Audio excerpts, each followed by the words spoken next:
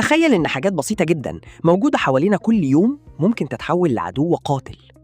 إزاي يعني؟ حاجات عادية تعمل كده؟ أيوة، لما جهاز المناعة يضعف جدا بنسمي الحالة دي الالتهابات الانتهازية Opportunistic Infections. يعني هي مش خطيرة في الطبيعي؟ بالظبط، في الشخص السليم الجسم بيكسرها بسهولة، لكن أول ما المناعة تقع نفس الكائنات دي بتتحول لتهديد حقيقي للحياة. طب إيه اللي بيحدد الخطورة؟ الموضوع كله مرتبط بCD4، كل رقم له قصته. إزاي؟ لما CD4 يقل عن 200 ممكن يظهر PCP ويضرب الرئة. لما يقل عن 100 توكسوبلازما يدخل المخ ويعمل مشاكل خطيرة. CMV ممكن يأثر على العين أو المريء ويضعف الرؤية والبلع. كريبتوكوكس يوصل للمخ والسحايا ويسبب التهاب شديد. وكانديدا تنتشر بشكل غير طبيعي في الفم والمريء. يعني كل ما المناعة تقل الأعداء بيزيدوا؟